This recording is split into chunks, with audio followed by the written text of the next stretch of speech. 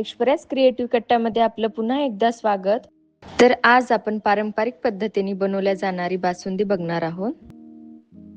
सर्वात अगोदर कढईत 2 लिटर दूध टाकतीये.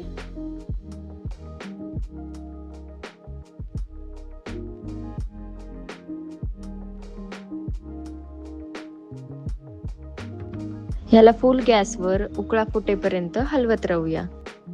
कढईच्या बुडाला दूध लागू नये म्हणून ह्याला सतत हलवत राहूया.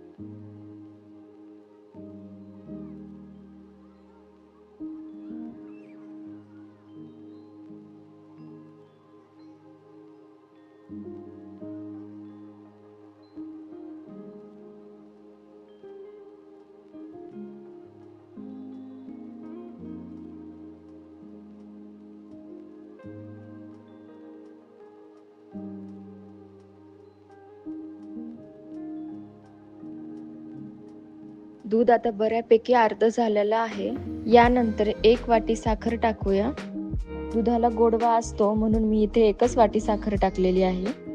आपल्याला ज्या प्रमाणात गोड हवंय त्या प्रमाणात साखर टाकावी.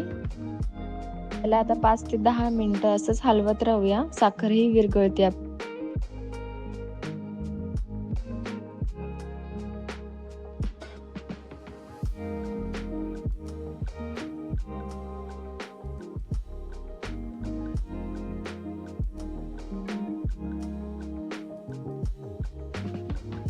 साखर विरघळलेली आहे.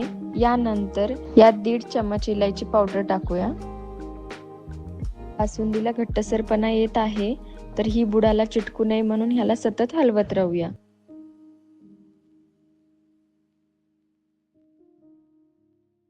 यानंतर यात थोडंसं जायफळ किसून टाकूया. तसेच माझ्या नवनवीन रेसिपीज जर तुम्हाला बघायच्या असतील तर प्लीज चॅनलला सबस्क्राईब करा आणि बेल आयकॉनला क्लिक करा, जेणेकरून माझ्या नवनवीन रेसिपीज तुम्हाला बघायला भेटतील.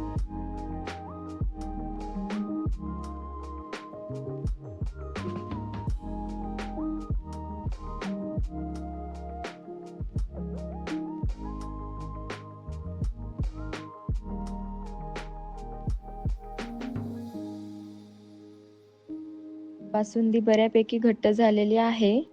हिला थंड करूया. थंड झाल्यास परत खूप घट्ट होते ही.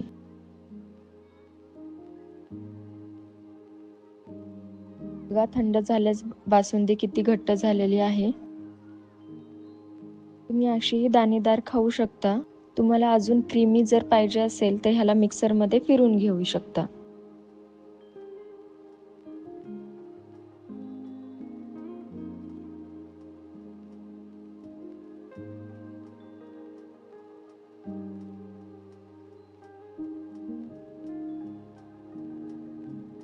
बघा किती क्रीमी झालेली आहे.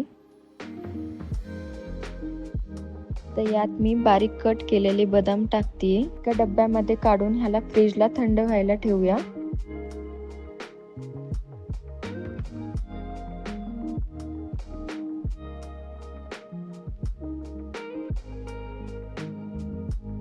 थंड झाल्यास बासुंदी बाउल मध्ये सर्व करावी.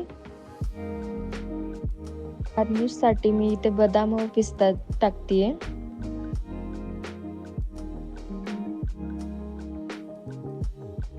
थंडगार बासुंदी आपली रेडी आहे.